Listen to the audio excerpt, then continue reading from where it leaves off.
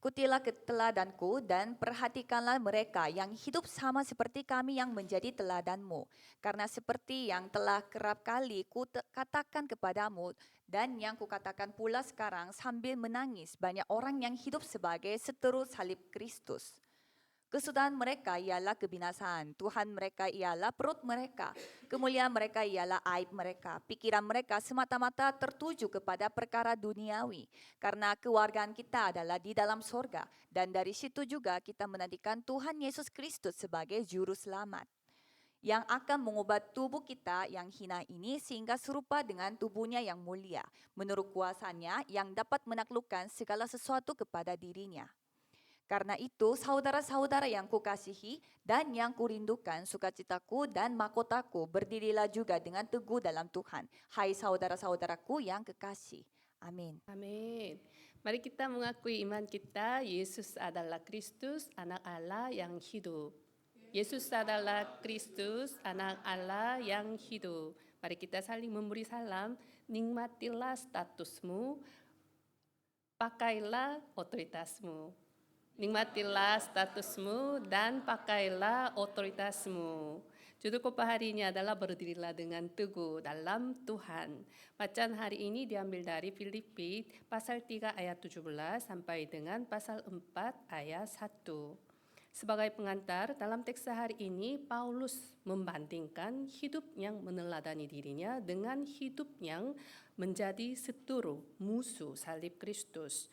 Lalu seperti apakah hidup yang meneladani Paulus dan bagaimana akhir dari hidup tersebut? Dan seperti apakah hidup sebagai seteru musuh salib Kristus dan bagaimana pula akhir dari hidup seperti tersebut? Paulus meminta orang-orang untuk meneladani dirinya, bukan karena kesombongannya yang mengandalkan hal-hal yang bersifat duniawi, melainkan karena hidup yang berusaha mengikuti kebaikan Allah, hidup yang terus berlari-lari kepada tujuan untuk memperoleh hadiah, yaitu panggilan surgawi dari Allah dalam Yesus Kristus, dan hidup yang hanya mau bermegah dalam salib Kristus. Dengan kata lain, ini adalah hidup seperti yang tertulis dalam Galatia pasal 2 ayat 20. Namun aku hidup, tetapi bukan lagi aku sendiri yang hidup, melainkan Kristus yang hidup di dalam aku. Dan hidupku yang kuhidupi sekarang di dalam daging adalah hidup oleh iman dalam anak Allah yang telah mengasihi aku dan menyerahkan dirinya untuk aku. Dalam Galatia 6 ayat 14, tetapi aku sekali-kali tidak mau bermegah selain dalam salib Tuhan kita Yesus Kristus. Sebab olehnya dunia telah disalibkan bagiku dan aku bagi dunia. Paulus tidak hanya meminta jemaat untuk meneladani dirinya, tetapi juga mendorong jemaat di gereja Filipi untuk mengikuti orang-orang yang di antara mereka yang dengan teladan berjuang untuk pertumbuhan iman. Lalu sebaliknya, siapakah yang hidup sebagai seteru musuh salib Kristus? Mereka adalah para penganut legalisme dan antinomianisme. Legalisme adalah pandangan bahwa salib Kristus saja tidak cukup dan sesuatu yang lebih harus ditambahkan. Antinomianisme adalah pandangan bahwa karena segala sesuatu telah diselesaikan oleh salib Kristus, maka kehidupan hidup tidak lagi diperlukan. Keduanya salah memahami pengorbanan salib Kristus. Melalui penyalibannya semua telah diselesaikan. Hanya oleh anugerah salib Kristus kita diselamatkan, dan itu sudah sempurna dan cukup. Walaupun kita sudah menerima keselamatan, penyelesaian sempurna dari keselamatan itu belum tercapai. Karena itu, sebagai orang yang diselamatkan, kita harus menemukan tujuan hidup kita, yaitu misi yang diberikan oleh Tuhan kepada kita, dan berlari-lari kepada tujuan itu. Dengan mengucap syukur atas keselamatan yang diterima melalui anugerah salib Kristus, kita menjalani proses menjadi serupa dengan Kristus sepanjang hari kita sampai hari kedatangan Kristus kembali. Ini adalah bagian dari kehidupan beriman kita. Saya berdoa agar semua jemaat kebaktian bahasa Indonesia di Gereja Yewon hidup dengan menghasilkan buah kebaikan Tuhan dalam segala hal, berlari-lari kepada tujuan untuk memperoleh hadiah dalam Kristus dan hanya bermegah dalam salib Kristus, sehingga kiranya kita dapat menjadi orang Kristen yang sejati untuk berkata kepada generasi yang akan datang dan sesama jemaat seperti Paulus, ikutlah teladanku. Pokok bahasan yang pertama adalah Tuhan mereka ialah perut mereka. Dalam ayat 18 sampai dengan 19, karena seperti yang telah kerap kali kukatakan kepadamu dan yang kunyatakan pula sekarang sambil menangis, banyak orang yang hidup sebagai seturu salib Kristus. Kesudahan mereka ialah kebinasaan. Tuhan mereka ialah perut mereka. Kemuliaan mereka ialah aib mereka. Pikiran mereka semata-mata tertuju kepada perkara duniawi. Meskipun Paulus telah memberikan nasihat yang berulang-ulang, ada orang yang tetap tidak bertobat. Dan karena itu, Paulus merasa sangat sedih dan kembali menasihati mereka dengan hati yang penuh kerinduan. Salib Kristus adalah Injil itu sendiri, dan salib Kristus sepenuhnya menjelaskan isi dari Injil. 3 masalah mendasar manusia yang tidak dapat diselesaikan oleh manusia, yaitu masalah setan, masalah dosa, masalah terpisah dari Tuhan, telah diselesaikan oleh Kristus melalui darahnya yang tercurah, kematiannya, dan kebangkitannya. Ketika Allah menjadi manusia dan datang ke dunia ini dalam rupa manusia, Dia mewujudkan 3 jabatan sebagai Kristus melalui salibnya. Salib Kristus itu sendiri adalah Injil. Kristus sebagai Raja sejati menghancurkan kuasa setan. Kristus sebagai imam sejati menebus kita dari dosa. Kristus sebagai Nabi sejati membuka jalan untuk bertemu dengan Allah. Dalam Yohanes 19 ayat 30 sudah selesai. Yahudi legalisme tidak mengakui kenyataan bahwa Yesus Kristus telah menyelesaikan masalah setan, dosa, dan terpisah dari Tuhan melalui penebusannya di salib. Menolak salib Kristus yang merupakan salah satunya jalan untuk keselamatan. Sama saja dengan menolak keselamatan itu sendiri dan akhirnya mereka akan mengarah pada kebinasaan yang kekal. Dalam 1 Korintus 1 ayat 23, tetapi kami memberitakan Kristus yang disalibkan untuk orang-orang Yahudi suatu batu sandungan dan untuk orang-orang bukan Yahudi suatu kebodohan. Dalam Galatia 5 ayat 4, kamu lepas dari Kristus jikalau kamu mengharapkan kebenaran oleh hukum Taurat, kamu hidup di luar kasih karunia. Dalam Galatia 2 ayat 21, aku tidak menolak kasih karunia Allah sebab sekiranya ada kebenaran oleh hukum Taurat, maka sia-sialah kematian Kristus. Orang-orang yang menganut antinomianisme dan tidak menahan keinginan seksual mereka, serta mereka hal-hal yang memalukan dan tidak terhormat juga merupakan seturu, musuh salib Kristus. Para antinomianisme ini tidak hanya menyimpang dari nilai-nilai Kristen, tetapi juga sangat terdistorsi dalam hal akal sehat. Mereka terpengaruh oleh gnostisisme yang memberi dampak buruk besar kepada gereja mula-mula. Mereka menekankan pentingnya roh, namun meremehkan tubuh, dan memiliki pandangan yang membolehkan kebebasan tubuh dalam hal perilaku seksual. Orang-orang yang hidup sebagai seturu salib Kristus tidak memiliki harapan akan surga, sehingga mereka hanya terfokus pada perkara duniawi semata. Dalam Yudas pasal 1 ayat 4, sebab ternyata ada orang tertentu yang telah masuk menyelusup di tengah-tengah kamu, yaitu orang-orang yang telah lama ditentukan untuk dihukum. Mereka adalah orang-orang yang fasik, yang menyalahgunakan kasih karunia Allah kita untuk melampiaskan hawa nafsu mereka, dan yang menyangkal satu-satunya penguasa dan Tuhan kita, Yesus Kristus.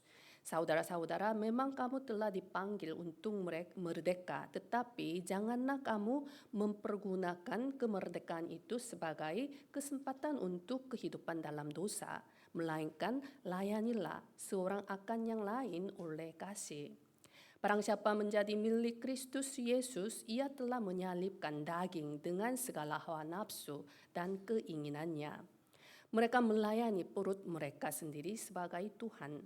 Kata perut yang diterjemahkan sebagai koilia merujuk pada bagian bawah perut, seluruh perut atau kerongkongan. Namun di sini digunakan dalam arti simbolis untuk menggambarkan keinginan manusia yang terfokus pada kenikmatan rasa atau makan berlebihan.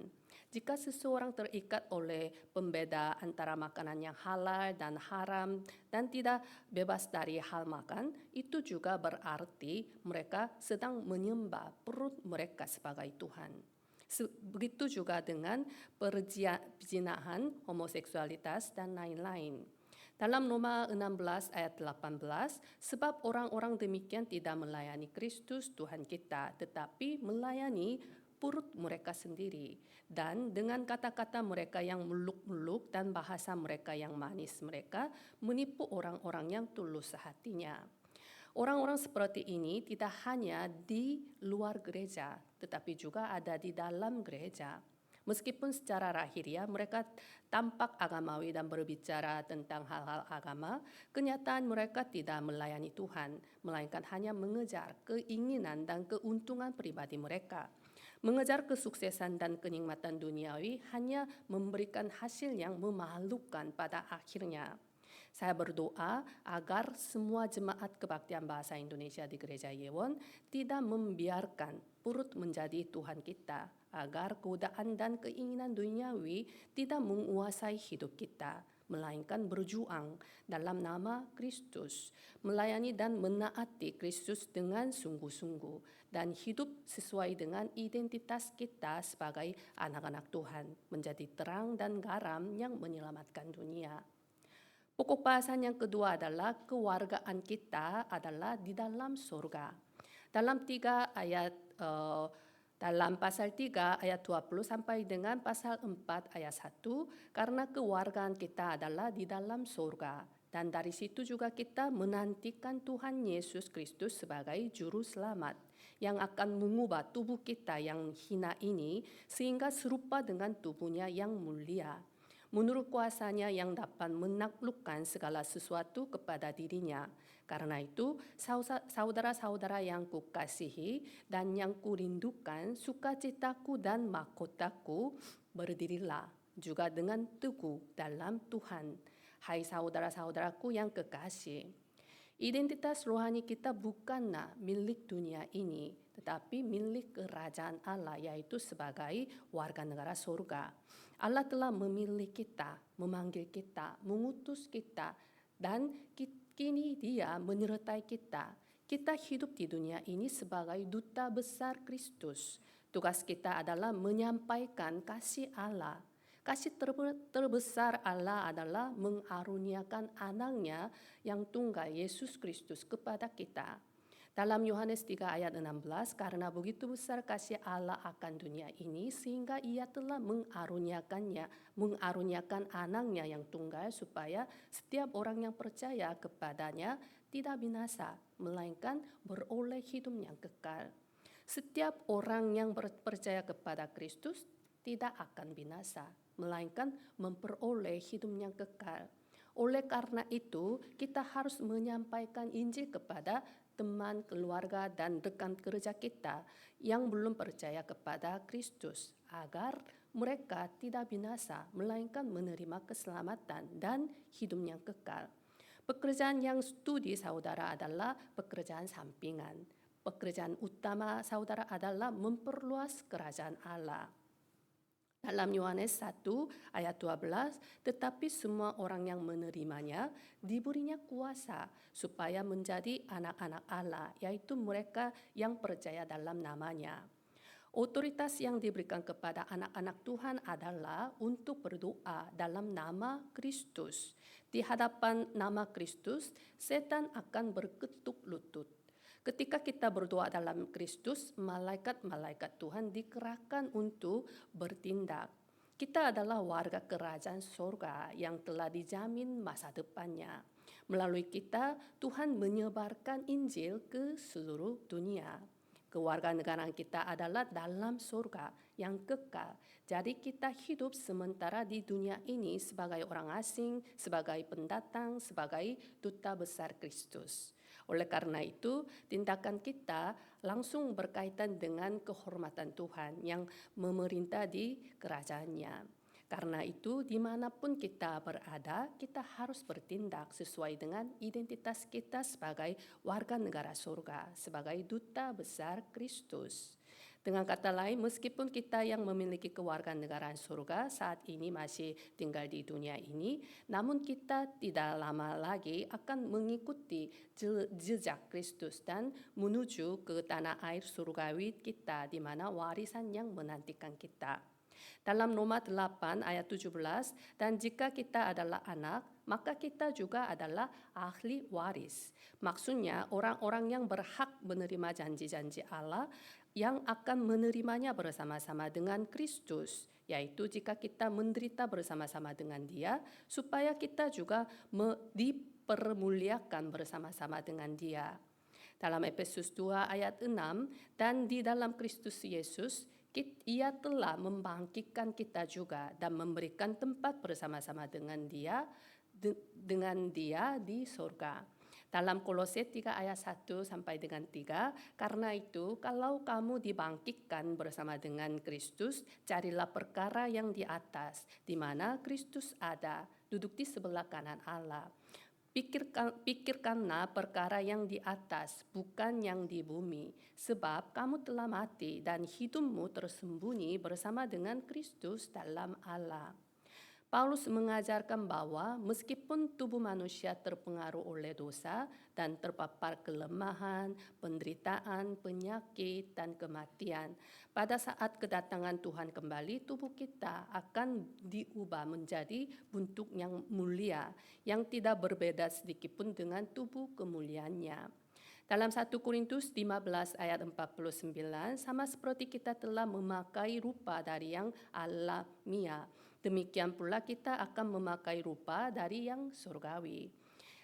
Dalam 1 Yohanes 3 ayat 2, saudara-saudaraku yang kekasih, sekarang kita adalah anak-anak Allah, tetapi belum nyata apa keadaan kita kelak. Akan tetapi kita tahu bahwa apabila Kristus menyatakan dirinya, kita akan menjadi sama seperti Dia.